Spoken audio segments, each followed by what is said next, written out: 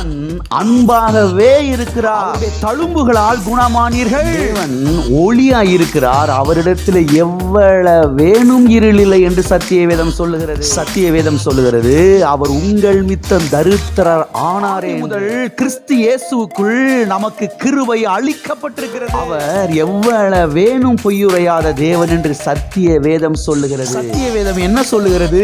கிறிஸ்து நமக்காக சாபமானார் என்று சொல்லுகிறது. நன்மையான எந்த ஈவும் ஜோதிகளின் பிதாவிடத்திலிருந்து ஒவ்வொரு நாளும் இறங்கி வருகிறது என்று சத்திய வேதம் சொல்லுகிறது. நம் கர்த்தருடைய வார்த்தைக்கு செல்லுவோம், திருப்பிக் கொள்வோம். யோவான் எழுதின சுவிசேஷம் 1ஆம் அதிகாரம் 12வது வசனம். அவருடைய நாமத்தின் மேல் விசுவாசம் உள்ளவர்களாய் அவரை ஏற்றுக்கொண்டவர்கள் எத்தனை பேர்களோ அத்தனை பேர்களும் தேவனுடைய பிள்ளைகளாகும்படி அவர்களுக்கு அதிகாரம் கொடுத்தார். அவருடைய நாமத்தின் மேல், இயேசுவின் நாமத்தின் மேல் விசுவாசம் உள்ளவர்களாய் இயேசுவை ஏற்றுக்கொண்டவர்கள் எத்தனை பேர்களோ அத்தனை பேர்களும் தேவனுடைய பிள்ளைகள் என்று இங்கே நாம் வாசிக்கிறோம். ஆண்டவராய் இயேசு கிறிஸ்துவை ஏற்றுக்கொள்ளாதவர்கள் இந்த காலை வேளையில் இருப்பீர் என்று சொன்னால், ஆண்டவராய் இயேசு கிறிஸ்துவை உங்களுடைய சொந்த இரட்சகராக, உங்களுடைய ஆண்டவராக, உங்களுடைய தேவனாக, உங்களுடைய மீட்பராக, உங்களுடைய தேவனாக நீங்கள் உங்களுடைய இல்லத்திலே ஏற்றுக்கொள்ள வேண்டும். எதற்காக ஏற்றுக்கொள்ள வேண்டும்? இங்கே நாம் பார்க்கிறோம், ஒரு மனுஷி இயேசு கிறிஸ்துவை இருதயத்தில் விசுவாசித்து வாயினாலே அறிக்கை செய்து இயேசுவே நீரே என் ஆண்டவர் என்று ஏற்றுக்கொள்ளும் பொழுது அந்த மனுஷி ஆவியிலே உள்ளான மனிதனிலே அவன் தேவனுடைய பிள்ளையாய் என்ன செய்கிறான்? தேவனுக்கு பிறக்கிறான். தேவனுடைய குடும்பத்திலே தேவனுடைய பிள்ளையாய் பிறக்கிறான். தேவனுடைய குடும்பத்திலே அவன் அங்கத்தினனாய் மாறுகிறான். எத்தனை பேர் இருக்கிறீங்க? தேவனுடைய குடும்பத்திலே தேவனுடைய பிள்ளையாய் அவன் பிறக்கிறான். சரீரத்திலே அல்ல, மனதிலே அல்ல, ஆவியிலே, இருதயத்திலே அவன் தேவனுடைய பிள்ளையாய் பிறக்கிறான். சத்தியவேதம் சொல்லுகிறது, நாம் பிள்ளைகள் ஆனால் சுதந்திரர்களுமாமே. பிள்ளைகளுக்குத்தான் எல்லா ஆசீர்வாதங்கள் இருக்கிறது. ஆகவே எனக்கு சுகம் வேணும், எனக்கு பலன் வேணும், எனக்கு ஆசீர்வாதம் வேணும், எனக்கு சமாதானம் வேணும், எனக்கு நிம்மதி வேணும், எனக்கு விடுதலை வேணும், எனக்கு ரட்சிப்பு வேணும், எனக்கு மீட்பு வேணும், பாவ மன்னிப்பு எனக்கு வேணும், பிசாசின் தொல்லையிலிருந்து எனக்கு விடுதலை வேணும், செய்வன பிள்ளை சுனிய மந்திரவாதத்திலிருந்து எனக்கு விடுதலை வேணும் என்று விரும்புகிறவர்கள் நீங்கள் இயேசு கிறிஸ்துவை ஆண்டவராய் ஏற்றுக்கொள்ள வேண்டும். இயேசுவை எனக்காக சிலுவையிலே மரித்தீர், அடக்கம் பண்ணப்பட்டீர், 3ஆம் நாள் உயிர் தெழுந்தீர், இன்றைக்கும் ஜீவிக்கிறீர். இயேசுவே என் உள்ளத்திலே வார், என்னுடைய பாவங்களை எனக்கு மன்னியும், என்னுடைய அக்கிரமங்களை எனக்கு மன்னியும், என்னுடைய மீறுதலை எனக்கு மன்னியும், என்னை உடைய பிள்ளையாய் மாற்றுங்க கர்த்தாவே.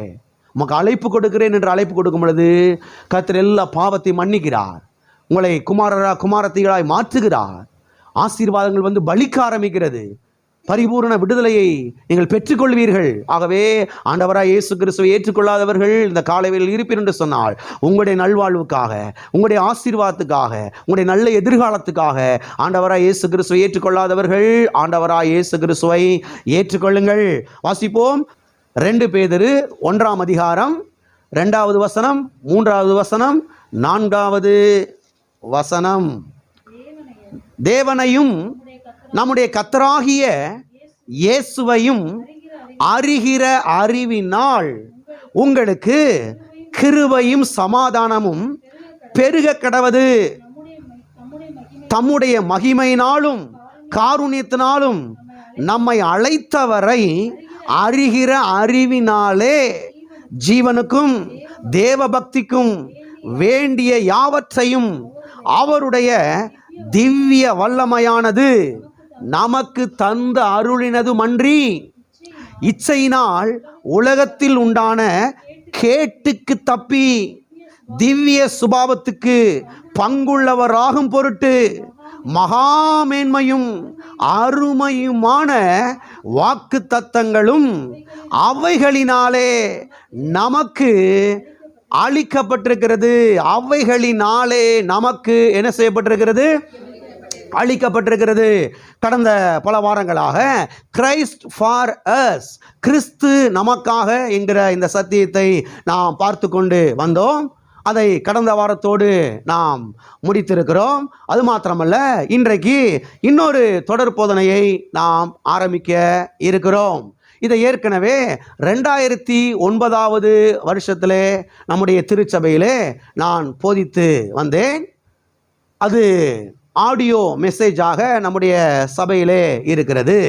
அது மாத்திரமல்ல, இதை இன்னொரு முறை நம்முடைய சபையிலே போதிக்கும்படியாக நான் எனக்குள்ளே உணர்த்தப்பட்டேன். எனவே இதை இன்னும் ஒரு அதிகமான வெளிப்பாடுகோடு கூட இன்றையிலிருந்து நாம் பார்க்க போகிறோம்.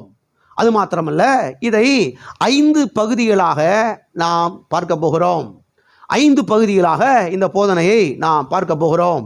முதல் பகுதியாக நாம் எதை பார்க்க போகிறோம் என்று சொன்னால், எல்லாவற்றையும் நாம் எப்படி பெற்றுக்கொள்கிறோம் என்பதை பார்க்க போகிறோம். 2வது பகுதியாக நாம் எதை பார்க்க போகிறோம் என்று சொன்னால், இயேசு கிறிஸ்து கல்வாரி சிலுவையிலே என்னுடைய தரித்திரத்தை சுமந்து தீர்த்தாரா? இயேசு கிறிஸ்து கல்வாரி சிலுவையிலே என்னுடைய கடன் பிரச்சனைக்கு முடிவு கட்டினாரா?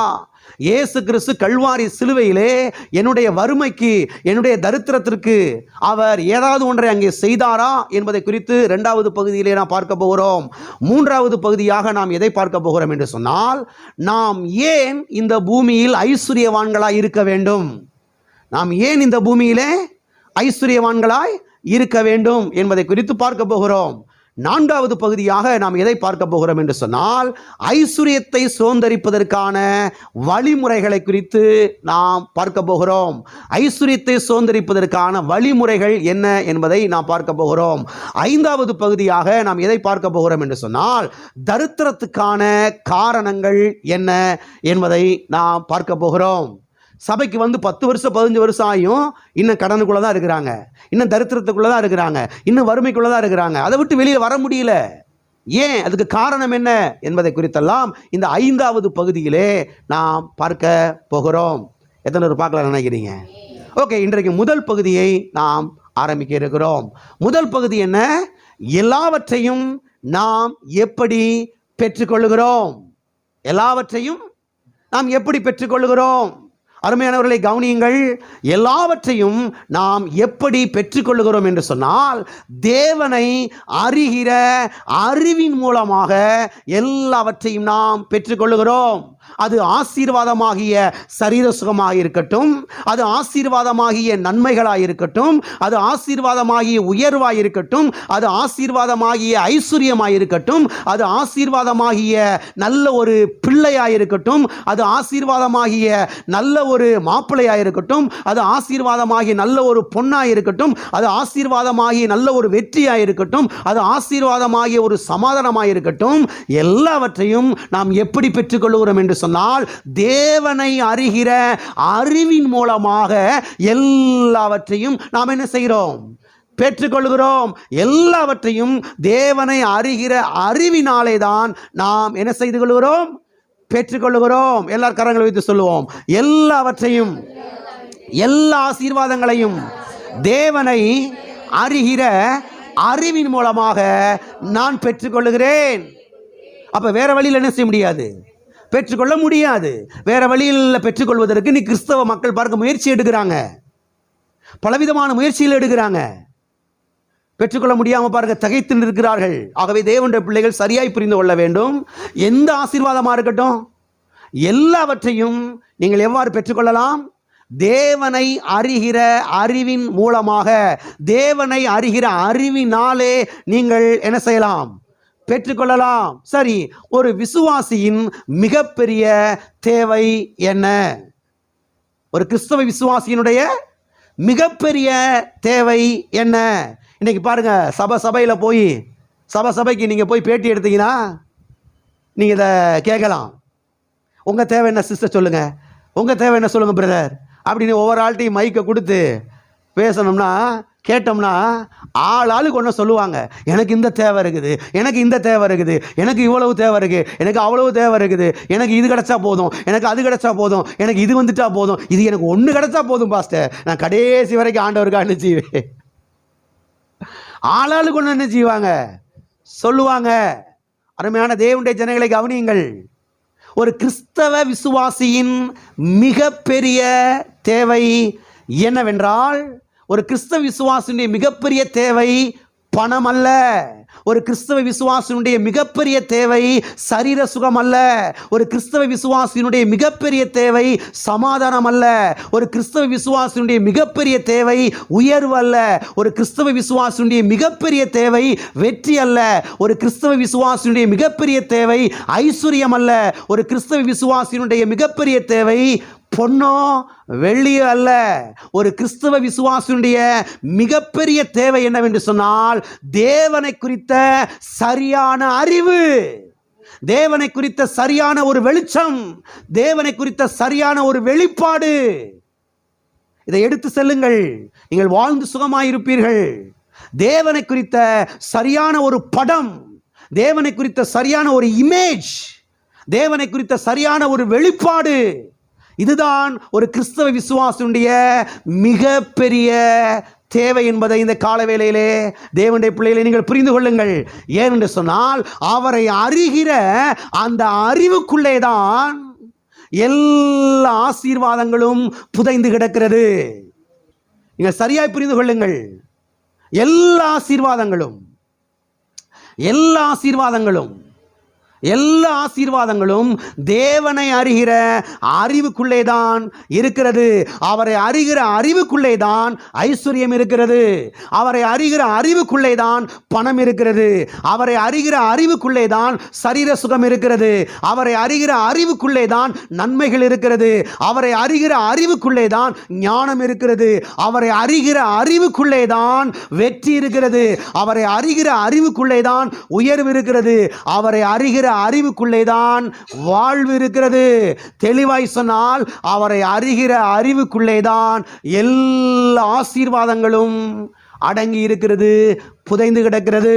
எனவேதான் ஒரு கிறிஸ்தவ விசுவாசி தேவனை அறிகிற அறிவை என்ன செய்ய வேண்டும்? வாஞ்சிக்க வேண்டும். தேவனை அறிகிற அறிவை விரும்ப வேண்டும். தேவனை அறிகிற அறிவுக்காக நேரத்தையும் காலத்தையும் ஒதுக்க வேண்டும். தேவனை அறிகிற அறிவை அடைவதற்காக சபைக்கு என்ன செய்ய வேண்டும்? ஓடி வர வேண்டும். தேவனை இன்னைக்கு நான் அறிந்து கொள்ள போகிறேன். இன்னைக்கு தலையை காமிக்கலைன்னா சங்கட்டமாக நினச்சிருவாங்க. அதுக்கெல்லாம் சபைக்கு வரக்கூடாது. சபைக்கு போகலைன்னா ஒரு மாதிரியாக இருக்கும் பாஸ்டர், அதுக்கெல்லாம் வரக்கூடாது. தேவனை அறிகிற அறிவுக்காக அதை வாஞ்சிக்கணும். அதுக்காக நேரத்தையும் காலத்தையும் ஒதுக்கணும். அதுக்காக சபைக்கு ஓடி வரணும். கர்த்தாவே, இன்னும் ஒருபடியுமே நான் அறிந்து கொள்ள வேண்டும். ஏனென்று சொன்னால் எல்லா ஆசீர்வாதங்களும் இப்படித்தான் எனக்கு வருகிறது. எப்படி வருகிறது? தேவனை அறிகிற அறிவின் மூலமாக. அவருடைய கல்வாரியை குறித்த அறிவு, அவருடைய தழும்பை குறித்த அறிவு, அவருடைய காயங்களை குறித்த அறிவு, அவருடைய ரத்தத்தை குறித்த அறிவு, அவர் கல்வாரி சிலுவையில் பட்ட பாடுகளை குறித்த அறிவு, அவர் கல்வாரி சிலுவையில் செய்து முடித்த தியாக பலியை குறித்த அறிவு. இந்த அறிவின் மூலமாய்த்தான் உங்களுக்கு பணமோ ஐஸ்வர்யமோ ஆசீர்வாதமோ வெற்றியோ சொத்துக்களோ வளமை வாழ்வோ எல்லாம் இப்படித்தான் வருகிறது, வேற வழியில் வராது. திட்டமாய் புரிந்து கொள்ளுங்கள். மக்கள் நினைக்கிறாங்கன்னா அதை செஞ்சுட்டு வந்துரு, இதை செஞ்சுட்டு வந்துரு, இதை பண்ணிட்டு வந்துரு, இப்படி பண்ண ஒன்று நீங்கள் ஊரில் வேணாம். தேவனை அறிகிற அறிவு.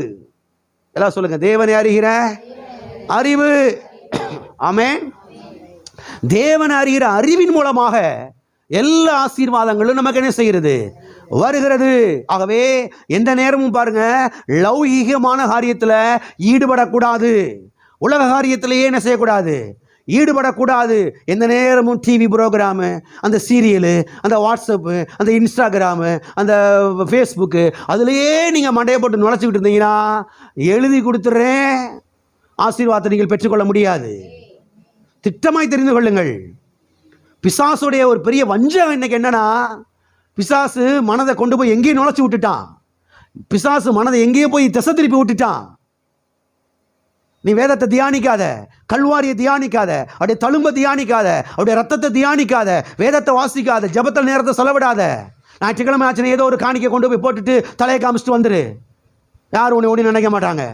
மித்த 6:45 நாள் வந்து நின்று செய்யி, உன் வேலை நடப்பி அப்படின்னு பிசாசு மைண்ட் என்ன செஞ்சுட்டா? கிறிஸ்தவ மக்களுடைய மைண்டை, ஊழியக்காரர்களுடைய மைண்டை திருப்பி விட்டுட்டான். அவனுக்கு ஒன்று நல்லா தெரியும், இவன் இன்னைக்கு இல்லை என்னைக்கு மேலே எந்திரிக்க மாட்டான். இன்னைக்கு இல்லை என்னைக்குமே மேலே எந்திரிக்க மாட்டான். தரித்திரத்திலாம் கிடப்பான், வியாதியில தான் கிடப்பான். அவனுக்கு நல்லா தெரிஞ்சிருச்சு. அதனால் எப்படியாவது ஒரு செல்ஃபோனை வாங்க வச்சு இந்த வச்சுக்க போ, இதுதான் உன் பிள்ளை, பக்கத்துலேயே படுக்க வச்சுக்க போ, இதுவே கடந்து உருள், தேவனை அறிவிக்கலான்னு நேரத்தை நீ செலவிடாத அப்படின்னு திசை திருப்பி விட்டான். வாழ்க்கை வறண்டு போய் கிடக்குது. அநேக கிறிஸ்தவ விசுவாசிகளுடைய வாழ்க்கை வறண்டு போய் கிடக்கு, வனாந்தரமாய் கிடக்கிறது. தாழ்ச்சியில் கிடக்கிறாங்க, கடனுக்குள்ளே கிடக்கிறாங்க, வியாதியில் கிடக்கிறாங்க, பலவீனத்தில் கிடக்கிறாங்க. இவங்களை என்னென்னமோ பண்ணி பார்க்குறாங்க, ஒன்றும் நடக்க மாட்டேங்குது.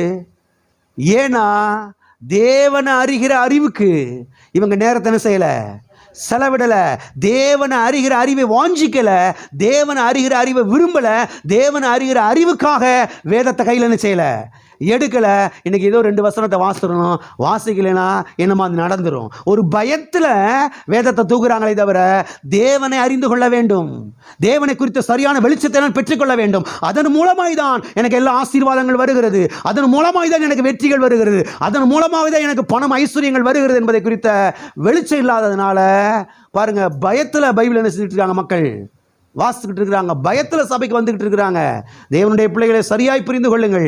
தேவனை அறிகிற அறிவின் மூலமாய்த்தான் நீங்கள் எல்லா ஆசீர்வாதங்களையும் என்ன செய்ய முடியும், பெற்றுக்கொள்ள முடியும். பக்கத்தில் கைப்பிடி சொல்லுங்க, தேவனை அறிகிற அறிவின் மூலமாய்த்தான் எல்லா ஆசீர்வாதங்களையும் நீங்கள் பெற்றுக்கொள்ள முடியும். எனவே தேவனை அறிகிற அறிவுக்காக நேரத்தை செலவிடுங்கள். ஆமென். அதில் உங்கள் நாட்டம் இருக்கணும், அதில் உங்கள் வாஞ்சை இருக்கணும், அதில் உங்கள் பிரியம் இருக்கணும், அதில் உங்களுடைய நாட்டமும் தவணமும் என்ன செய்யணும், இருக்க வேண்டும். எனவே தேவன் நம்மை பண விஷயத்திலே, எல்லாரும் இருக்கிறீங்களா, தேவன் நம்மை பண விஷயத்திலே பொருளாதார விஷயத்திலே ஆசீர்வதிக்க வேண்டும் என்றால் தேவன் இன்னார் என்பதை சரியாய் அறிந்து கொள்ள வேண்டியது மிக மிக அவசியமாய் இருக்கிறது. ஆமென். அது மாத்திரமல்ல, அப்போஸ்தலனாகிய பேதுரு, அப்போஸ்தலனாகிய யோவான், அப்போஸ்தலனாகிய பவுல், இவர்கள் எல்லாருமே சபைக்கு கடிதங்களை அவர்கள் எழுதும் பொழுது அங்கே அவர்கள் எழுதுகிற ஒரு முக்கியமான காரியத்தை நம்மால் பார்க்க முடிகிறது. அவர்கள் அங்கே இந்த கடிதத்திலே எதை எழுதுகிறதை நம்மால் பார்க்க முடிகிறது என்று சொன்னால், பேதுருவா இருக்கட்டும், யோவானா இருக்கட்டும், அப்போஸ்தலனாகிய பவுலா இருக்கட்டும், எல்லாருமே அவங்க சபைக்கு கடிதங்களை எழுதும் பொழுது ஒரு முக்கியமான காரியத்தை சொல்லி தான் அவர்கள் அந்த கடிதத்தை எழுதுகிறதை நாம் சத்திய வேதத்தில் ஆழமாய் பார்க்க முடிகிறது. எதை பார்க்க முடிகிறது?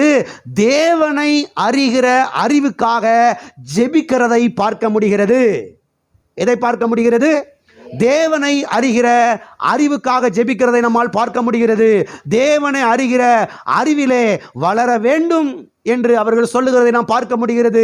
தேவனை அறிகிற அறிவிலே நீங்கள் வளர வேண்டும், தேவனை அறிகிற அறிவிலே நீங்கள் பெருக வேண்டும், தேவனை அறிகிற அறிவிலே நீங்கள் விருத்தி அடைய வேண்டும் என்று அவர்கள் சொல்லி சபைக்கு எழுதுகிறதை சத்திய வேதத்திலே நாம் பார்க்கிறோம். முதலாவதாக பேதுரு சொல்லுகிறதை நாம் வாசிப்போம், திருப்பிக் கொள்வோம். 2 பேதுரு 1ஆம் அதிகாரம் 2வது வசனம், 3வது வசனம், 4வது வசனம். தேவனையும் நம்முடைய கர்த்தராகிய இயேசுவையும் அறிகிற அறிவினால் உங்களுக்கு கிருபையும் சமாதானமும் பெருக கடவது. எதுவும் பெருக கடவது? கிருபையும் சமாதானமும். எப்படி பெருக கடவது? தேவனையும் இயேசுவையும் அறிகிற அறிவின் மூலமாக, அறிகிற அறிவினாலே. அப்ப கிருபை எப்ப பெருகுது?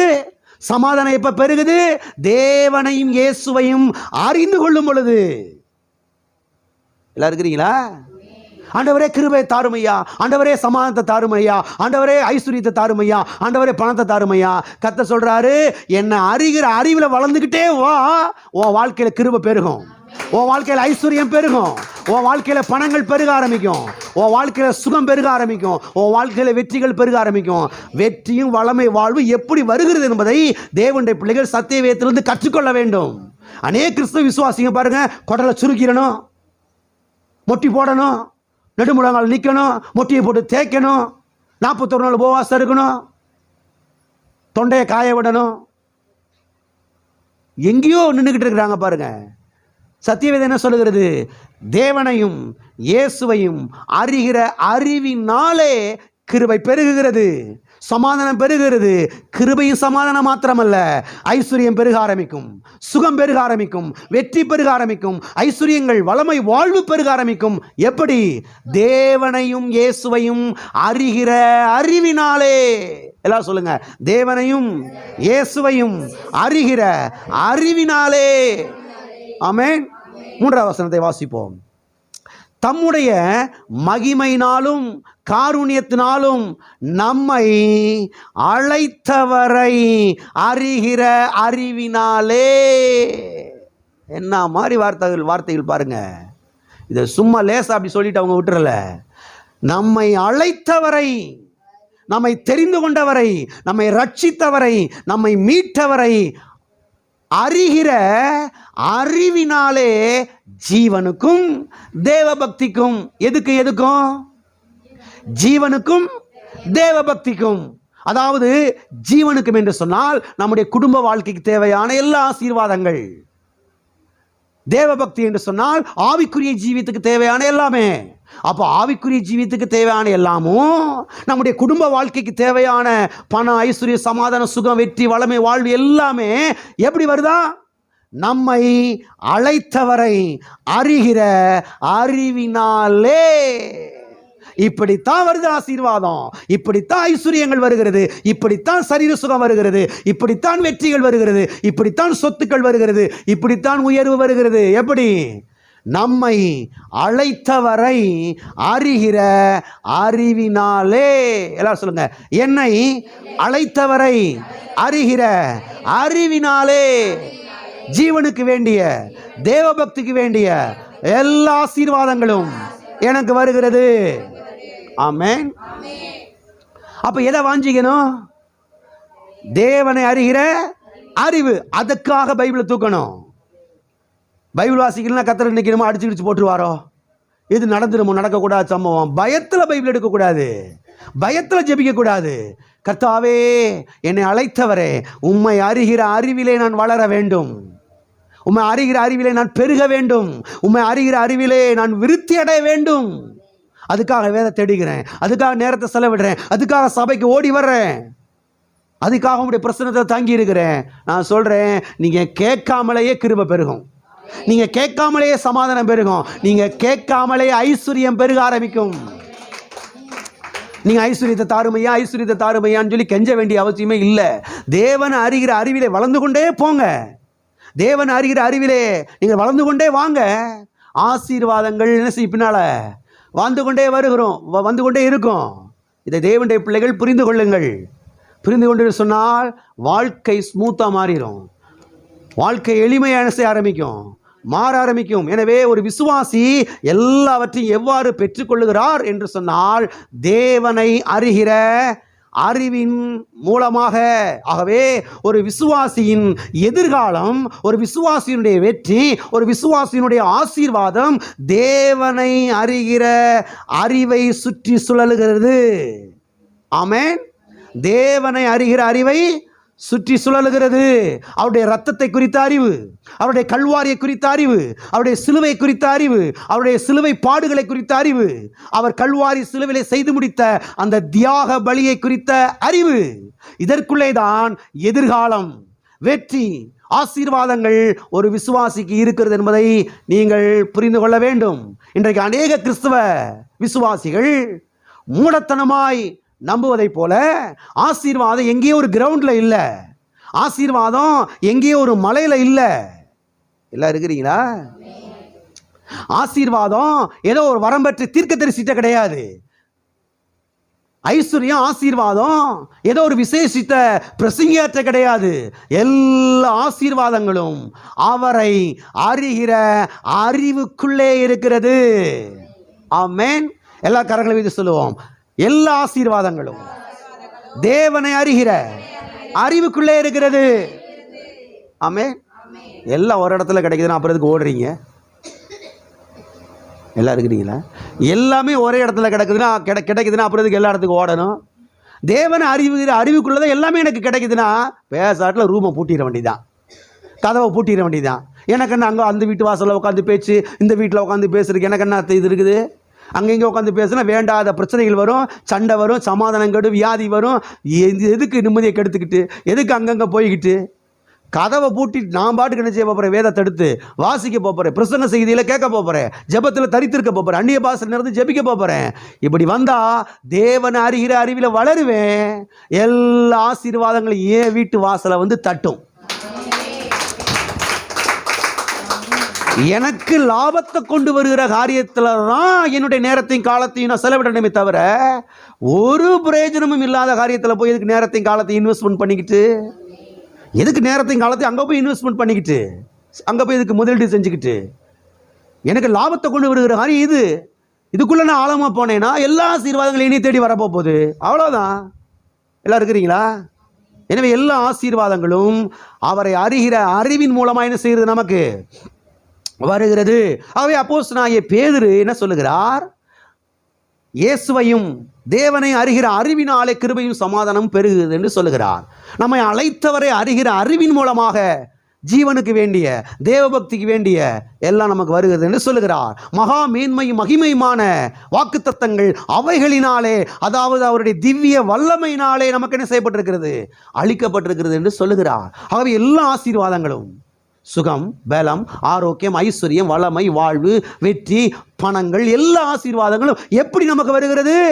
அவரை அறிகிற அறிவின் மூலமாக. ஆமென்.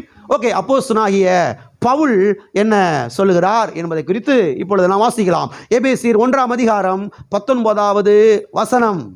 தாம் கிறிஸ்துவை மரித்தோரிலிருந்து எழுப்பி அவரிடத்தில் நடப்பித்த தமது பலத்த சத்துவத்தின் வல்லமைப்படியே விசுவாசிக்கிறவர்களாகிய நம்மிடத்தில் காண்பிக்கும் தம்முடைய வல்லமையின் மகா மேன்மையான மகத்துவம் இன்னதென்றும் நீங்கள் அறியும்படிக்கு அவர் உங்களுக்கு பிரகாசமுள்ள மனக்கண்களை கொடுக்க வேண்டும் என்று வேண்டிக் கொள்ளுகிறேன்.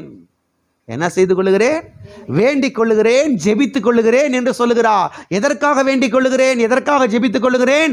அவர் உங்களுக்கு பிரகாசமுள்ள மனக்கண்களை, பிரகாசமுள்ள ஆவியின் கண்களை, பிரகாசமுள்ள அந்த உள்ளான கண்களை அவர் உங்களுக்கு தர வேண்டும் என்று நான் என்ன செய்து கொள்ளுகிறேன்? வேண்டிக் கொள்ளுகிறேன். எபேசிய சபைக்கு இது அப்போஸ்தலனாகிய பவுல் எழுதுகிறார். எபேசிய சபை மக்களுக்கு ஏராளம் தேவைகள் இருந்தது. ஒருத்தருக்கு குழந்தை தேவைப்பட்டிருக்குது, ஒருத்தருக்கு பணம் தேவைப்பட்டிருக்கிறது, ஒருத்தருக்கு வந்து பாருங்க சொந்த வீடு தேவைப்பட்டிருக்குது, இன்னும் பலவிதமான காரியங்கள் தேவைப்பட்டிருக்கிறது. அதுக்காக அவர் ஜெபிக்கல, அதுக்காக ஜெபிக்க கூடாது என்றெல்லாம் அர்த்தம் கிடையாது. இவர் குறிப்பாய் ஒரு காரியத்துக்காக ஜெபிக்கிறார். இதுக்காக ஜெபிச்சிட்டா கர்த்தர் இதை உங்களுக்கு செய்வார். இது இவனுக்கு வந்துருச்சுன்னா எல்லா ஆசீர்வாதங்களும் என்ன செஞ்சிடும்? வந்துடும். அதுக்காக ஜெபிக்கிறார். என்ன ஜெபிக்கிறார்? அவர் உங்களுக்கு பிரகாசமுள்ள மனக்கண்களை, அவர் உங்களுக்கு பிரகாசமுள்ள ஆவியின் கண்களை தர வேண்டும் என்று என்ன செய்கிறேன்? வேண்டிக் கொள்ளுகிறேன். இயேசு கிறிஸ்துவை அவர் எழுப்பின பொழுது அங்கே என்ன நடந்தது? கல்வாரி சிலுவையில் என்ன நடந்தது? உயிர்த்தெழுதலில் என்ன நடந்தது? அவருடைய மகிமை ஐஸ்வரியம் என்ன என்பதை குறித்தெல்லாம் நீங்கள் அறிந்து கொள்வதற்கு அவர் உங்களுக்கு பிரகாசமுள்ள மனக்கண்களை, என்ன கண்ணு? இந்த கண்ணு நல்லா தெரியுது. எந்த கண்ணு? சரீர கண்ணு நல்லா தெரியுது. ஆனா உள்ள இருக்கிற ஆவியின் கண் அநேகருக்கு என்ன செய்யுது? மங்களா இருக்குது. தெளிவில்லாதனால தேவனை குறித்து அறிந்து கொள்ள முடியல. தேவனை குறித்து அறிந்து கொள்ள முடியாதனால வாழ்க்கை வனாந்தரமா இருக்குது. அங்கே ஒன்றில் தொடர்ச்சி கட்டிட்டு உட்காந்துருக்கிறாங்க. ஆகவே ஒரு கிறிஸ்தவ விசுவாசி எதற்காக ஜெபிக்கிறார்களோ ஜெபிக்கலையோ, குறிப்பாக இதற்காக டெய்லியும் ஒரு நாளைக்கு 10 முறை கூட ஜெபிக்கலாம், ஒரு நாளைக்கு 1000 முறை கூட ஜெபிக்கலாம். எதுக்காக? கர்த்தாவே உம்மை இன்னார் என்று நான் அறிந்து கொள்ளும்படி எனக்கு பிரகாசமுள்ள மனக்கண்களை தாரும். உம்மை அறிந்து கொள்ளும்படி, உம்முடைய கல்வாரி அறிந்து கொள்ளும்படி, நீர் சிலுவையிலே சிந்தின ரத்தத்தை அறிந்து கொள்ளும்படி, நீர் கல்வாரி சிலுவையிலே பட்ட பாடுகளை நான் அறிந்து கொள்ளும்படி, உயிர்த்தெழுதலிலே அங்கே என்ன நடந்து முடிந்தது என்பதை நான் அறிந்து கொள்ளும்படி என் கண்களை பிரகாசமாக்கும், என் கண்களை பிரகாசமாக்கும், என் கண்களை பிரகாசமாக்கும் என்று தொடர்ந்து நீங்கள் ஜெபித்திருந்து சொன்னால் நான் சொல்கிறேன் இன்னும் 6 மாதத்துக்குள்ள உங்கள் வாழ்க்கை டோட்டலாக மாறிடும். டெய்லி ஜெபம் பண்ணுங்க, டெய்லி ஜெபம் பண்ணுங்க. இது வந்து ஒரு நாளைக்கு ஜெபம் பண்ணுறது 10 நாள் கழிச்சு மறந்துட்டு அப்புறம் ஒரு நாளைக்கு அன்றைக்கி பாசு சொன்னார் ஜெபம் பண்ணி பாப்பன்னு ஜெபம் பண்ணுறதுலாம் நடக்காது. ஒன்றும் நடக்காது. டெய்லியும் விடிஞ்சா அடைஞ்சா அந்த ஒரு ஜெபத்தை செய்யுங்க, இந்த ஒரு ஜெபத்தை செய்யுங்க, விடாதீங்க. டெய்லி காலையில் எந்திரிச்ச உடனே கர்த்தாவே உம்மை இன்னார் என்று நான் அறிந்து கொள்ளும்படி என் கண்களை பிரகாசமாக்கும். மத்தியானம் சாப்பிடும்போது ஒரு நேரம் கர்த்தாவே உம்மை இன்னார் என்று அறிந்து கொள்ளும்படி பிரகாசம் உள்ள மனக்கண்களை எனக்கு தாரும். நைட்டில் சாப்பிடும்போது ஒரு முறை, அதுக்கு இடையில எத்தனை முறை நான் வருதோ கர்த்தாவே உம்மை இன்னார் என்று அறிந்து கொள்ளும்படி, உம்மை இன்னார் என்று நான் அறிந்து கொள்ளும்படி பிரகாசம் உள்ள மனக்கண்களை, பிரகாசம் உள்ள ஆவியின் கண்களை எனக்கு தாரும். நான் சொல்கிறேன், வாழ்க்கை டோட்டலாக மாற ஆரம்பிக்கும். வனாந்திரங்கள் மாற ஆரம்பிக்கும், தரித்திரங்கள் மாற ஆரம்பிக்கும், ஏழ்மைகள் மாற ஆரம்பிக்கும், அந்த வியாதிகள் மறைய ஆரம்பிக்கும், அந்த பலவீனங்கள் மறைய ஆரம்பிக்கும், குடும்பம் தலை துவங்க ஆரம்பிக்கும். தேவனை அறிகிற அறிவை நீங்கள் அடையும் பொழுது. ஆமென். கணத்தேன்கிற அந்த பிரசங்கரை குறித்து பாருங்க, புஸ்தகத்தில் வாசிச்சுட்டு இருந்தேன். பாருங்க, அவர் அந்த காலத்தில் பாருங்க 60-70 வருஷத்துக்கு முன்னதாக அவர் ஒரு சர்ச்சில் பாஸ்டராக இருந்தாராம். பாருங்க, ரொம்ப கஷ்டத்தில் இருந்தாராம், ரொம்ப வறுமையில் இருந்தாராம். பாருங்க, அவருக்கு 2 பிள்ளைங்க, ஒரு பையனும் ஒரு பொம்பளை பிள்ளையும்.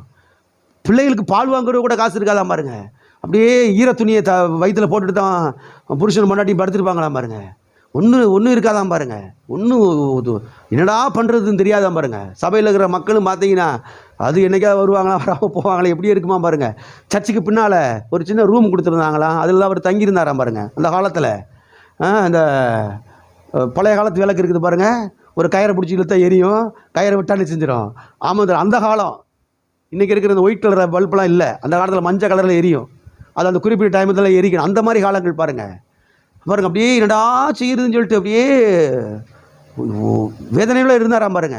அப்போ கர்த்தர் பாருங்க இந்த வசனத்தெல்லாம் கற்றுக் கொடுத்தாராம். மகனே, என்னை அறிந்து கொள்வதற்காக என்ன செய், நேரத்தை செலவிடு. என்னை அறிந்து கொள்வதற்காக நீ பிரயாசம் எடு, உன் வாழ்க்கையை நான் என்ன செய்வேன், மாற்றுவேன் என்று கற்றுக் கொடுத்தாராம் பாருங்க. எனவே சர்ச்சும் வீடு பக்கத்தில் இருக்குது, ஒரே காம்பவுண்டுக்குள்ளே இருக்குது. பின்னால் வீடு, முன்னால் சர்ச்சு. அதனால் பாருங்கள், இந்த எபேசியர் 1ஆம் அதிகாரம் இதை திருப்பி அந்த பிரசங்க பீடத்திலே வச்சுட்டாராம் பாருங்க. பிரசங்க பீடத்திலே வச்சுட்டாராம். அந்த சிவப்பு கலர் கயிறை தூக்கி உள்ளே வச்சுட்டாராம் பாருங்க. அவர் பக்கத்தில் பின்னால் வீட்டில் இருப்பாராம் பாருங்க. சர்ச்சுக்குள்ளே எப்போல்லாம் உள்ள நுழைகிறாரோ அப்போ நுழையும் போதெல்லாம் ஒரு முறை வந்து அந்த இடத்துல ஃபுல்பீட்டில் ஏறி நின்று, பிரசங்க பீடத்தில் ஏறி நின்று இதை ஒரு முறை சொல்லுவாராம். அவர் உங்களுக்கு பிரகாசம் உள்ள மனக்கண்களை தர வேண்டும் என்று வேண்டுகிறேன். கர்த்தாவே உம்மை இன்னார் என்று நான் அறிந்து கொள்ளும்படி பிரகாசம் உள்ள மனக்கண்களை எனக்கு தாருன்னு சொல்லிடுவாராம் பாருங்க. பைபிள் திறந்தே இருக்குமா. திருப்பி வீட்டுக்குள்ளே போய் அங்கே போய் மற்ற வேலையெல்லாம் பார்ப்பாராம் பாருங்க. மறுபடியும் வருவாராம் பாருங்க. எப்பப்பெல்லாம் சர்ச்சுக்குள்ளே நுழைகிறாரோ வரப்பெல்லாம் இந்த வசனத்தை பார்ப்பாராம் பாருங்க. பார்த்து பார்த்து பார்த்து டெய்லியும் சொல்லுவாராம் பாருங்க. அவர் சொல்லுகிறார், 6 மாதத்தினுடைய முடிவில் என் வாழ்க்கை டோட்டலாக மாறிடுச்சு. எங்கேருந்து எனக்கு பணங்கள் வர ஆரம்பித்தது, எனக்கு எங்கேருந்து ஆசீர்வாதங்கள் வர ஆரம்பித்தது எனக்கே தெரியல. டோட்டலாக வாழ்க்கை மாறிடுச்சு. சபையில் இருக்கிற மக்களெல்லாம் மாறிட்டாங்க. சபையில் இருக்கிற மக்களெல்லாம் என்ன செஞ்சுட்டாங்க, மாறிட்டாங்க. எல்லாம் ஆசீர்வதிக்கப்பட ஆரம்பிச்சிட்டாங்க.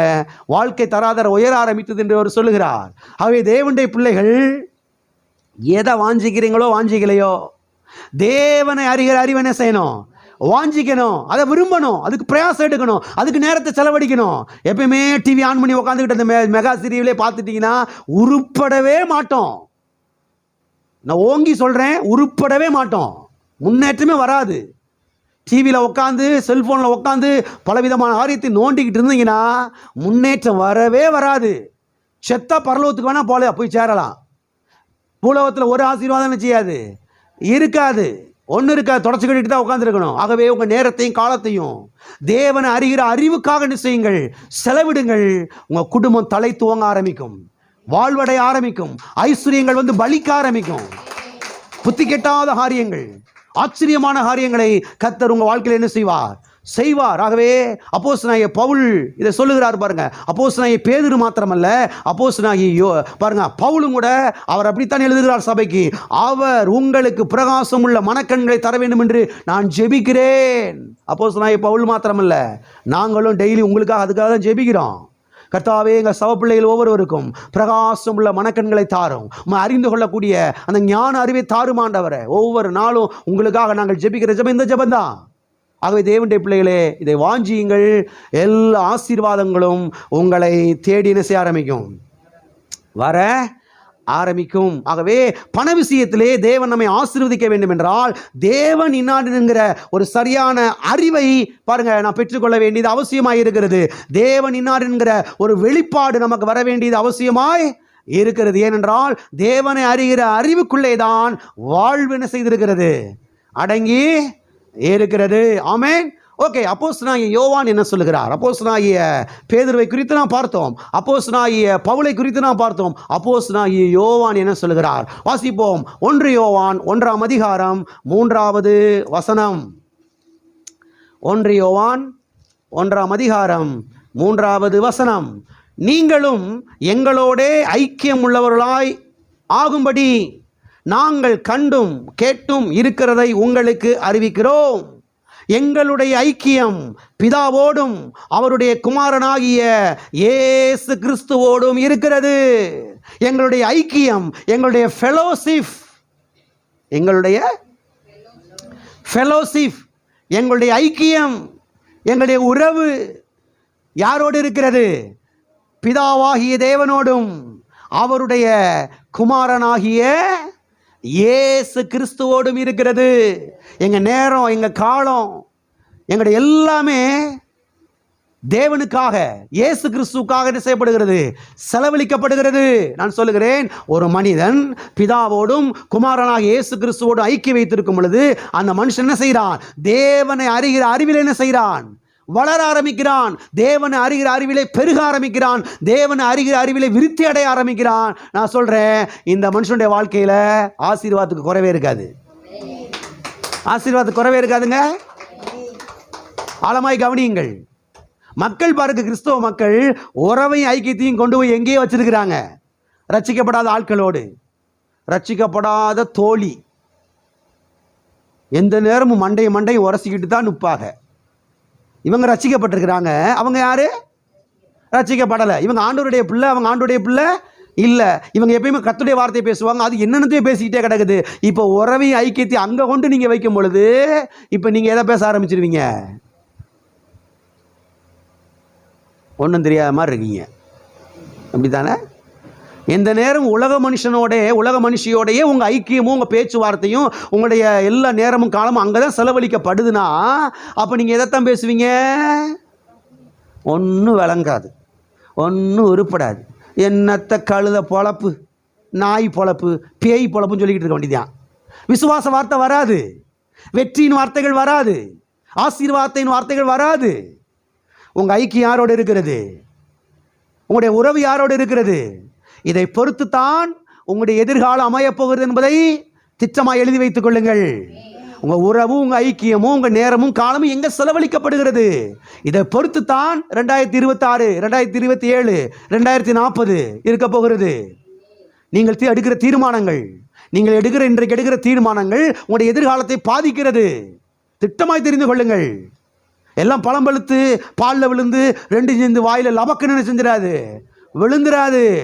சில காரியங்களை நீங்கள் செய்ய வேண்டும். திட்டமிட்டு தீர்மானித்து, நான் இப்படித்தான் இருக்க போகிறேன், இப்படித்தான் என் லைஃப் ஸ்டைல் இருக்க போகிறது, இப்படித்தான் என் நேரத்தின் காலத்தை நான் வந்து செலவிட போகிறேன் என்று திட்டமிட்டு தீர்மானித்து ஒரு லக்கோடு, ஒரு தரிசனத்தோடு நீங்கள் போகும் பொழுது நான் சொல்லுகிறேன், நல்ல எதிர்காலம் உங்களுக்கு அமையும். 1000 பேர் பட்டினியாக கிடக்கலாம், 1000 பேர் பஞ்சத்தில் இருக்கலாம். நீங்கள் உங்களுடைய பிள்ளைகளும் பஞ்சத்தில் இருக்க மாட்டீங்க. ஏன்னா அதுக்காக விதை என்ன செய்ய ஆரம்பிக்கிறீங்க? இப்பயே விதைக்க ஆரம்பிச்சிட்டீங்க. நேரத்தையும் காலத்தையும் கர்த்தருடைய பிரசன்னத்தில் செய்ய ஆரம்பிச்சிட்டீங்க, செலவழிக்க ஆரம்பிச்சிட்டீங்க. ஆகவே திட்டமாய் தெரிந்து கொள்ளுங்கள், தேவனை அறிகிற அறிவின் மூலமாய்த்தான் எல்லா ஆசீர்வாதங்களும் என்ன செய்கிறது? வர ஆரம்பிக்கிறது. எனவே எல்லாவற்றையும் நாம் எவ்வாறு பெற்றுக்கொள்கிறோம்? தேவனை அறிகிற அறிவின் மூலமாக எல்லாவற்றையும் பெற்றுக்கொள்கிறோம். உங்களுக்கு சுகம் வேணுமா?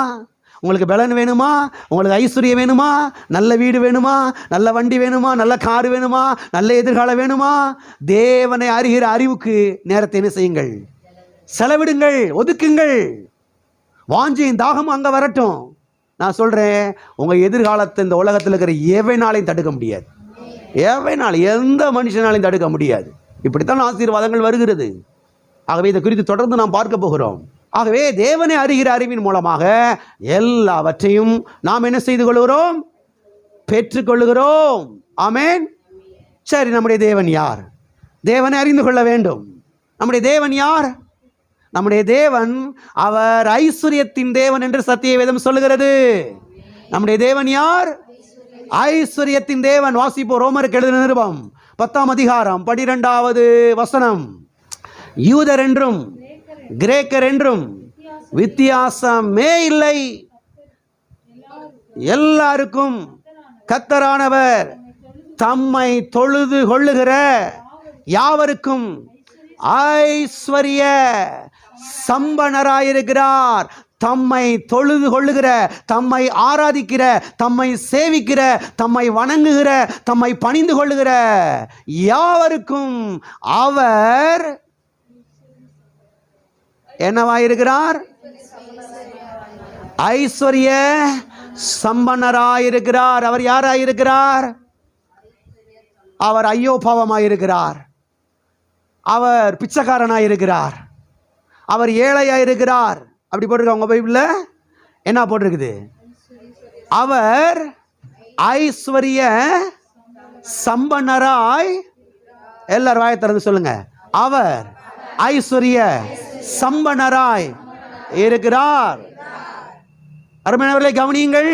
அநேக கிறிஸ்தவ விசுவாசிகள் நம்புவதைப் போல நம்முடைய தேவன் ஒரு பிச்சைக்காரன் கிடையாது. நம்முடைய தேவன் ஒரு பரதேசி கிடையாது. நம்முடைய தேவன் ஒரு பண்டாரம் கிடையாது. நம்முடைய தேவன் வந்து ஒரு ஓட்டாண்டி கிடையாது. நம்முடைய தேவன் வந்து ஒரு ஒன்றுமில்லாத ஆள் கிடையாது. நாம் ஆராதிக்கிற நம்முடைய தேவன் அவர் ஐஸ்வர்ய சம்பன்னர். நாம் ஆராதிக்கிற நம்முடைய தேவன் அவர் ஐஸ்வர்ய சம்பன்னர். எல்லா கரங்களை வைத்து சொல்லுவோம், நான் ஆராதிக்கிற என்னுடைய தேவன் அவர் ஐஸ்வர்ய சம்பன்னர். நீங்கள் ஆராதிக்கிற தேவன் யார்? மனதிலே பதித்து வைத்துக் கொண்டு வீட்டுக்கு செல்லுங்கள். இதுதான் உங்களுக்கு ஆசீர்வாதத்தை கொண்டு வரப்போகிறது. இதுதான் உங்களுக்கு சுகத்தை கொண்டு வரப்போகிறது, ஐஸ்வர்யத்தை கொண்டு வரப்போகிறது. நான் ஆராதிக்கிற என்னுடைய தேவன் யார்? ஒரு ஏழை கிடையாது, ஒரு பிச்சைக்காரன் கிடையாது, ஒரு பரதேசி பண்டாரம் கிடையாது. நான் ஆராதிக்கிற என்னுடைய தேவன் ஐஸ்வர்ய சம்பன்னர். ஐஸ்வர்ய சம்பன்னர். ஆமென்.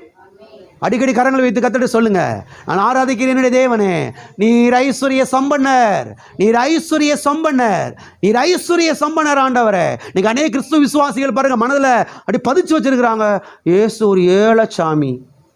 என்ன சாமி? உனக்கு புத்தி இல்லை சாமி, உனக்கு புத்தி இல்லை, உனக்கு அறிவு இல்லை. முதல்ல தேவன் யார் என்பதை சத்தியவேதத்திலிருந்து கற்றுக்கொள்ள வேண்டும். தேவன் யார்? ஐஸ்வர்ய சம்பன்னர். ஐஸ்வர்ய சம்பன்னர். இதை குறித்த ஒரு வெளிப்பாடு, வெளிச்சம் உள்ள என்ன செய்ய ஆரம்பிக்கணும்? பெருக ஆரம்பிக்கணும். அப்பதான் ஆசீர்வாதங்கள் குடும்பத்தில் வந்து பலிக்க ஆரம்பிக்கும். இல்லைன்னா ஒன்று நினைச்சியாது நடக்காது என்பதை தெரிந்து கொள்ளுங்கள். நான் ஆராதிக்கிற என்னுடைய தேவன் யார்? அவர் ஐஸ்வர்ய சம்பன்னர். ஒரு லட்சாதிபதி கிடையாது, ஒரு கோடீஸ்வரன் கிடையாது, ஒரு பணக்காரர் கிடையாது.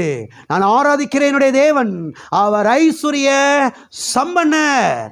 ஆமென். இந்த உலகத்திலே பணக்காரர்கள் இருக்கிறார்கள், லட்சாதிபதிகள் இருக்கிறார்கள், கோடீஸ்வரர்கள் இருக்கிறார்கள். ஏன் அவர்களை லட்சாதிபதி என்று சொல்லுகிறோம்? ஏன் அவர்களை பணக்காரர்கள் என்று சொல்லுகிறோம்? ஏன் அவர்களை கோடீஸ்வரர் என்று சொல்லுகிறோம்? அவர்களிடத்தில் சில பணங்கள் இருக்கிறது, அதனால அவங்கள பணக்காரன்னு சொல்றாங்க. அவங்கள வந்து ஏன் லட்சாதிபதினு சொல்றாங்க? அவங்ககிட்ட சில லட்சங்கள் இருக்கிறது. அவங்கள ஏன் கோடீஸ்வரர் என்று சொல்லுகிறோம்? அவர்கிட்ட சில கோடிகள் இருக்கிறது. அதை கால்குலேட் பண்ணி பார்த்துடலாம், இத்தனை கோடி இவர் வச்சிருக்கிறாரு, இத்தனை லட்சம் இவர் வச்சிருக்கிறாரு, இவ்வளவு பணம் வச்சிருக்குது அப்படின்னு கணக்கு போட்டு சொல்றதுக்கு அந்த கால்குலேட்டரால முடியும். யாரால முடியும்? வீட்டில் எத்தனை கால்குலேட்டர் வச்சிருக்கிறீங்க? செல்போன் வச்சிருக்கீங்கல்ல, அதுலேயே இருக்குல்ல. கால்குலேட்டர் தனியாக ஒன்று வாங்கணும்னு அவசியம் கிடையாது. இருக்கா இல்லையா? நல்லா கவனிங்க. நம்முடைய தேவன் அவர் ஐஸ்வர்ய சம்பன்னர். அவர் இருக்கிற ஐஸ்வர்யத்தை கணக்கு போட்டால் கால்குலேட்டர் உடஞ்சு போயிடும். எல்லாம் இருக்கிறீங்களா? அவற்றை அவ்வளவு ஐஸ்வர்யம் இருக்கிறது, கணக்கு போட முடியாது. இவற்றை இவ்வளவுதான் இருக்குன்னு கணக்கு போட முடியாது. அதனால தான் சத்தியவேதம் சொல்லுகிறது, அவர் பணக்காரர் கிடையாது, அவர் லட்சாதிபதி கிடையாது, அவர் கோடீஸ்வரர் கிடையாது, அவர் ஐஸ்வர்ய சம்பன்னர். அவர் ஐஸ்வர்ய சம்பன்னர். இந்த வெளிச்சம் உள்ள வரணும். நம்மை அழைத்தவரை அறிகிற அறிவினாலே ஜீவனுக்கும் தேவபக்திக்கும், பிதாவாகிய தேவனையும் இயேசுவையும் அறிகிற அறிவினாலே கிருபையும் சமாதானமும் என்ன செய்ய ஆரம்பிக்கிறது? பெருக ஆரம்பிக்கிறது. ஆகவே எல்லா ஆசீர்வாதங்கள் ஐஸ்வர்யம் எப்படி வருகிறது நம்முடைய வாழ்க்கையிலே? அவரை அறிகிற அறிவின் மூலமாக. இப்போ ஒரு கேள்வி கேட்கிறேன், போது சொல்லுங்க. உங்களுடைய தேவனை நீங்கள் என்னவாய் அறிந்து வைத்திருக்கிறீர்கள்? உங்களுடைய தேவனை நீங்கள் என்னவாய் அறிந்து வைத்திருக்கிறீர்கள்? அவரை வந்து ஒரு ஏழன் அறிந்து வச்சிருக்கிறீங்களா, இல்ல ஐஸ்வர்ய சம்பன்னர் என்று அறிந்து வைத்திருக்கிறீர்களா? அநேக ஊழியக்காரர்கள் முதற்கொண்டு தேவனை குறித்து அவர் ஒரு ஏழன் சொல்லி மனதில் வச்சிருக்கிறாங்க. அதனால தான் அநேக பாஸ்டர்கள் ஏழையா இருக்கிறாங்க. அநேக விசுவாசிகள் ஏன் ஏழையா இருக்கிறாங்கன்னா, இயேசு கிறிஸ்துவ ஏழை நினைச்சு வச்சிருக்கிறாங்க. அவர் ஐயோ பாவம், அவர் பாவம், ஏழை அவர் பாவம் அப்படி நினைச்சிட்டு இருக்காங்க. பாவமா? அவற்றிற்கே அடேங்க அப்பா எவ்வளவு இருக்குதுங்க. அவர் யார்? ஐஸ்வர்ய சம்பன்னர். ஐஸ்வர்ய சம்பன்னர் என்றால் அவற்றுக்கு ஐஸ்வர்யத்தை என்ன செய்ய முடியாது, கால்குலேட் பண்ண முடியவே முடியாது, கால்குலேஷன் பண்ண முடியாது, கணக்கு போட்டு சொல்ல முடியாது. அவற்றை அவ்வளவு என்ன செய்கிறது இருக்கிறது. ஆமென். எல்லாம் இருக்கிறீங்களா? அவற்றை அவ்வளவு என்ன செய்கிறது இருக்கிறது. அவற்றில் இருக்கிற ஐஸ்வர்யத்தை இந்த மூளை அறிவினால என்ன செய்ய முடியாது, கணக்கு போட முடியாது. அவற்றை அவ்வளவு இருக்குது. இந்த உலகத்தில் இருக்கிற எந்த விஞ்ஞானினாலே என்ன செய்ய முடியாது, கடவுள்கிட்ட இருக்கிற ஆண்டவராக இயேசுகிட்ட இருக்கிற ஐஸ்வர்யத்தை என்ன செய்ய முடியாது, கணக்கு போட்டு சொல்ல முடியவே. எங்கள் அந்த ஜப்பான் கால்குலேட்டர் தூக்கிட்டு வாங்க. நீ ஜப்பான் கால்குலேட்டர் தூக்கிட்டு வந்தாலும் சரி, நீ சைனாவுடைய கால்குலேட்டர் எடுத்து வந்தாலும் சரி, இயேசு கிறிஸ்துவிடத்தில் இருக்கக்கூடிய ஐஸ்வர்யத்தை என்ன செய்ய முடியாது, கணக்கு போடவே முடியாது. உன் கால்குலேட்டர் பிஞ்சு போயிடும், உடஞ்சு போயிடும். அவற்றை அவ்வளவு இருக்குது. தேவனை குறித்த அறிவு, தேவனை குறித்த அறிவு. இந்த அறிவு தான் உங்களுக்கு உங்க வாழ்க்கையில் உங்க குடும்பத்தில் ஐஸ்வர்யத்தை கொண்டு வரும். திட்டமாய் தெரிந்து கொள்ளுங்கள், திட்டமாய் தெரிந்து கொள்ளுங்கள். ஐஸ்வர்யம் இப்படித்தான் வருகிறது. எப்படி? தேவனை அறிகிற அறிவின் மூலமாக. அது மாத்திரமல்ல, நம்முடைய தேவனை நாம் அவமானப்படுத்துகிற விதமாய் பேசக்கூடாது. எல்லா காரங்களும் வித்து சொல்லுவோம், ஒரு நாளும் என்னுடைய தேவனை நான் அவமானப்படுத்துகிற விதமாய் பேச மாட்டேன். அதான் பாஸ்டர், அவமானப்படுத்துகிற விதமாக பேச மாட்டேன். அப்போ நான் என்னைக்கு அவமானப்படுத்துகிற மாதிரி பேசினேன்? எல்லாம் கவனிங்க. இன்னைக்கு அநேக கிறிஸ்தவ விசுவாசிகள் தேவனை அவமானப்படுத்துகிற விதமாய் அவர்கள் பேசுகிறார்கள். எப்படின்னா, தேவனையும் தரித்திரத்தை முடிச்சு போட்டு பேசுறது, தேவனையும் தரித்திரத்தையும் என்ன செய்யறது, முடிச்சு போட்டு பேசுறது. அநேக கிறிஸ்தவ விசுவாசிகள் சத்தியத்தை அறியாததினாலே, தேவனை அறியாததினாலே தேவனையும் தரித்திரத்தை என்ன செய்யறாங்க, இணைத்து பேசுகிறார்கள். தேவனையும் வறுமையையும் முடிச்சு போட்டு பேசுறாங்க. அருமையானவர்களே கவனியுங்கள், தேவனையும் தரித்திரத்தையும் என்ன செய்யக்கூடாது, இணைத்து பேசக்கூடாது. அப்படி இணைத்து நீங்க பேசுனீங்கன்னா நீங்க தேவனை என்ன செய்றீங்க, அவமானப்படுத்துறீங்க, அவமானப்படுத்துறீங்க. இயேசு ஒரு ஏழை அப்படின்னு சொன்னாவே நீங்க என்ன பண்ண ஆரம்பிச்சிட்டீங்க? இப்ப என்ன பண்ண ஆரம்பிச்சிட்டீங்க? இயேசு கிறிஸ்து மகா பெரிய ஐஸ்வர்ய சம்பன்னர். அவரையும் தரித்திரத்தையும் முடிச்சு போட்டு பேசணும்னா எனக்கு அறிவு இல்லைன்னு அர்த்தம். இதனால அவருக்கு ஒரு நஷ்டம் கிடையாது, இதனால அவருக்கு எந்த ஒரு பாதிப்பும் கிடையாது. எனக்கு தான் பாதிப்பு, எனக்கு தான் ஒண்ணுமெல்லாம் போக போகுது. ஆகவே தேவனை குறித்து ஒரு சரியான வெளிச்சத்தை சத்திய வேதத்திலிருந்து நான் பெற்றுக்கொள்ள வேண்டும். என்னுடைய தேவன் யார்? அவர் ஐஸ்வர்ய சம்பன்னர். நான் ஆராதிக்கிறேன் என்னுடைய தேவன் ஒரு ஏழை அல்ல, ஒரு பரதேசி பண்டாரம் கிடையாது. நான் ஆராதிக்கிறேன் என்னுடைய தேவன் அவர் ஐஸ்வர்ய சம்பன்னர். ஆகவே ஒரு நாளும் தரித்திரத்தையும் தேவனை முடிச்சு போட்டு பேச மாட்டேன், வறுமையையும் தேவனை முடிச்சு போட்டு என்ன செய்ய மாட்டேன், நான் பேச மாட்டேன். கர்த்தரை அவமானப்படுத்த மாட்டேன். சத்தியவேதம் சொல்லுகிறது, என்னை கன ஈனம் பண்ணுகிறவர்கள் கன ஈனம் பண்ணப்படுவார்கள். அநேக கிறிஸ்தவ விசுவாசிகள் இன்னைக்கு கனஈனமா போயிட்டாங்க. காரணம் என்னன்னா, போற இடத்துல வர இடத்துல குறித்து ஒரு கௌரவமா பேசுறதே கிடையாது. என்னுடைய தேவன் ஆசீர்வாதத்தின் தேவன், என்னுடைய தேவன், எங்களுடைய தேவன் அவர் ஐஸ்வர்ய சம்பன்னர், எங்களுடைய தேவன் சுகமாக்குகிற தேவன் அப்படிலாம் பேசுறதே கிடையாது. கர்த்தரை அவமானப்படுத்துகிற விதமாக பேசுறது, கர்த்தருடைய உள்ள என்ன செய்ய ஆரம்பிக்கிறது, வேதனைப்படுகிறது. எனவே கர்த்தரை அவமானப்படுத்துகிற விதத்திலே ஒரு நாளும் பேசாதிருங்கள். கர்த்தரை மகிமைப்படுத்துகிற விதத்தில் என்ன செய்யுங்கள், பேசுங்கள். ஆமென். பக்கத்தில் கைப்பிடிச்சு சொல்லுங்க, கர்த்தரை மகிமைப்படுத்துகிற விதத்திலே பேசுங்கள். ஆமென். எல்லாம் இருக்கிறீங்களா? ஒரு நாள் மரியாதை குறைச்சலா பேசக்கூடாது. கர்த்தரை 4 பேருக்கு முன்னாடி நிற்கும் போது எங்க தேவன் யார் தெரியுமா அப்படி பேச ஆரம்பிக்கணும். கர்த்தருடைய உள்ள சந்தோஷப்படும், கர்த்தருடைய உள்ள மகிழ்ச்சி அடையும். என் பிள்ளை 4 பேருக்கு முன்னாடி செய்யறா, கௌரவம் பேசுறா, புடுற ஆசீர்வாதத்தை வச்சுக்கடா, உன்னைய தாண்டா தூக்கணும் மேலே, ஆசீர்வதிச்சு உன்னித்தது மேலே தூக்கணும். ஆசீர்வாதங்கள் எப்படி வருது பாருங்க, ஐஸ்வர்யங்கள் எப்படி வருது பாருங்க. ஆமென். ஆகவே கர்த்தரை ஒரு நாள் அவமானப்படுத்துகிற விதத்தில் பேசாதிருங்கள். கர்த்தரை மகிமைப்படுத்துகிற விதத்தில் என்ன செய்யுங்கள், பேசுங்கள். எத்தனைக்கு இதுவரை கிளியர் ஆச்சு? அது மாத்திரமல்ல, நம்முடைய தேவனிடத்தில் எப்படிப்பட்ட ஐஸ்வர்யம் இருக்கிறது என்றால், நம்முடைய தேவனிடத்திலே எப்படிப்பட்ட ஐஸ்வர்யம் இருக்கிறது என்று சொன்னால், மகிமையின் ஐஸ்வர்யம் இருக்கிறது என்று சத்திய வேதம் சொல்லுகிறது. எப்படிப்பட்ட ஐஸ்வர்யம்? மகிமையின் ஐஸ்வர்யம் இருக்கிறது என்று சத்திய வேதம் சொல்லுகிறது.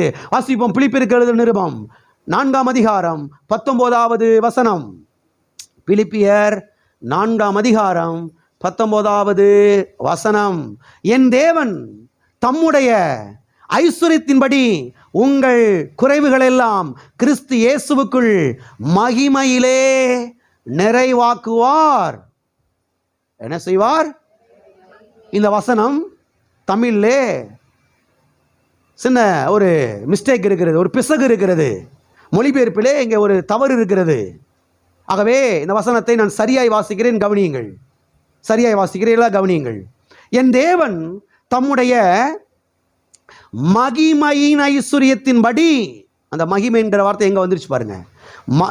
மகிமையின் ஐஸ்வர்யத்தின்படி உங்கள் குறைவுகளை எல்லாம் கிறிஸ்து இயேசுவுக்குள் நிறைவாக்குவார். இந்த மகிமை என்கிற வார்த்தை அங்க போகணும், தமிழில் மாற்றி போட்டு விட்டாங்க. அதனால ஒரு பெரிய குழப்பமாயிருச்சு. கர்த்தர் மகிமையிலே என் தேவையை சந்திப்பார். மகிமையில தேவையில்லை சந்திப்பாரா? அப்போ இப்போ சந்திக்க மாட்டாரா? இப்போ ஒன்றும் கொடுக்க மாட்டாரா கர்த்தர்?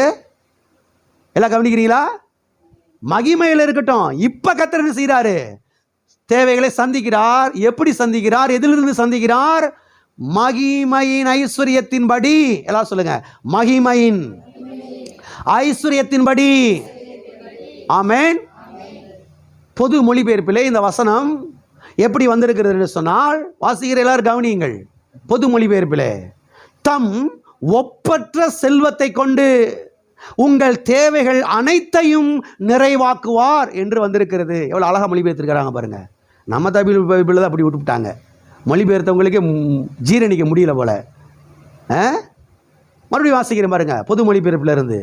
தம் ஒப்பற்ற செல்வத்தை கொண்டு, என்ன செல்வம்? ஒப்பற்ற செல்வத்தை கொண்டு உங்கள் தேவைகள் அனைத்தையும் நிறைவாக்குவார் என்று வந்திருக்கிறது. எல்லாம் இருக்கிறீங்களா? எல்லா கரங்களை வச்சு சொல்லுவோம். தம்முடைய ஒப்பற்ற ஐஸ்வர்யத்தை கொண்டு என் குறைவுகள் எல்லாம் கர்த்தர் கிறிஸ்து இயேசுவுக்குள் நிறைவாக்குகிறார். ஆமென். ஒப்பற்ற ஐஸ்வர்யம், மகிமையின் ஐஸ்வர்யம். ஆமென். அது மாத்திரமல்ல, இந்த மகிமையின் ஐஸ்வர்யம் என்பதற்கு மூல பாஷையில் இருந்து 5 வார்த்தைகளை சொல்லுகிறார்கள். இந்த 5 வார்த்தையை வாசிக்க போகிற எல்லாரும் கவனியுங்கள். இந்த மகிமையின் ஐஸ்வர்யம் என்கிற இந்த பதத்திற்கு மூல பாஷையிலிருந்து 5 அர்த்தங்களை, 5 வார்த்தைகளை அவர்கள் சொல்லுகிறார்கள். முதலாவது ஆங்கிலத்திலே சொல்லுகிறேன், பிறகு தமிழிலே சொல்லுகிறேன். கவனியுங்கள்.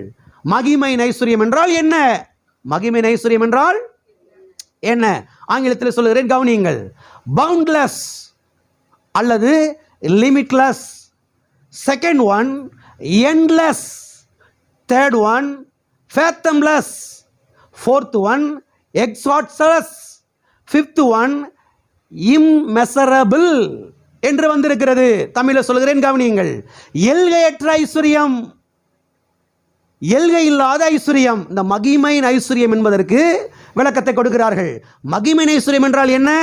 ஒன்று எல்கையற்ற ஐஸ்வர்யம், இரண்டாவதாக முடிவில்லாத ஐஸ்வர்யம், முடிவற்ற ஐஸ்வர்யம், மூன்றாவதாக ஆழம் கண்டுபிடிக்க முடியாத ஐஸ்வர்யம், நான்காவதாக செலவழித்து தீர்க்க முடியாத ஐஸ்வர்யம், ஐந்தாவதாக அளவிடப்பட முடியாத ஐஸ்வர்யம், அளவற்ற ஐஸ்வர்யம். எப்படிப்பட்ட ஐஸ்வர்யம் என்பதை நீங்கள் புரிந்து கொள்ள வேண்டும். மகிமையின் ஐஸ்வர்யத்திலிருந்து உங்கள் குறைவுகளெல்லாம் கிறிஸ்து இயேசுவுக்குள் நிறைவாக்குவார். அப்ப கத்துட்டு இருக்கிற ஐஸ்வர்யம் எப்படிப்பட்ட ஐஸ்வர்யம்? எல்கை இல்லாத ஐஸ்வர்யம். அவற்று இருக்கிற ஐஸ்வர்யத்துக்கு யார் என்ன செய்ய முடியாது? கொச்சக்கரை தூக்கிட்டு போய் அளக்கலாம் முடியாது. உங்கள் வீட்டில் இருக்கிற பாருங்க அடி ஸ்கேலு. என்ன ஸ்கேலு? அடி ஸ்கேலு. அடி ஸ்கேலை வச்சு பிள்ளையத்தை அடிக்க முடியும். கத்துட்டு இருக்கிற ஐஸ்வர்யத்தை நினைச்ச முடியாது, ஸ்கேல் பண்ண முடியாது, அளக்க முடியாது. முடிவில்லாத ஐஸ்வர்யம், ஆழம் கண்டுபிடிக்க முடியாத ஐஸ்வர்யம், செலவழித்து தீர்க்க முடியாத ஐஸ்வர்யம். என்ன ஐஸ்வர்யம்? செலவழித்தே சொல்லுகிறார்கள். இன்னைக்கு உலகம் முழுவதும் 800 கோடி மக்கள் இருக்காங்களாம். எத்தனை கோடி மக்கள்? இதுக்கு முன்னால் எத்தனை 800 கோடி வந்துட்டு போயிட்டாங்க. அதுக்கு முன்னால் எத்தனை 800 கோடி வந்துட்டு போயிட்டாங்க. இனிமேல் எத்தனை 800 கோடி என்ன செய்ய போகிறாங்க? இத்தனை 800 கோடி மக்களை ஒன்றா ஆக்கி கத்தட்டு இருக்கிற ஐஸ்வர்யத்தை செலவழித்து பார்ப்பான்னு சொன்னாலும் அவற்றை இருக்கிற ஐஸ்வர்யத்தை செலவழித்து தீர்க்க முடியாது. அவ்வளவு ஐஸ்வர்யம் அவரிடத்தில் இருக்கிறது. அவற்றை அவ்வளவு கொட்டி கிடக்கிறது. அவற்றை அவ்வளவு ஐஸ்வர்யம் இருக்கிறது. அவ்வளவு ஐஸ்வர்யத்தையும் யாரால என்ன செய்ய முடியாது. உங்களுடைய தேவன் யார் என்பதை புரிந்து கொள்ளுங்கள். உங்களுடைய தேவன் யார் என்பதை என்ன செய்து கொள்ளுங்கள், புரிந்து கொள்ளுங்கள். என்னுடைய தேவனிடத்தில் எப்படிப்பட்ட ஐஸ்வர்யம் இருக்கிறது என்பதை புரிந்து கொள்ளுங்கள்.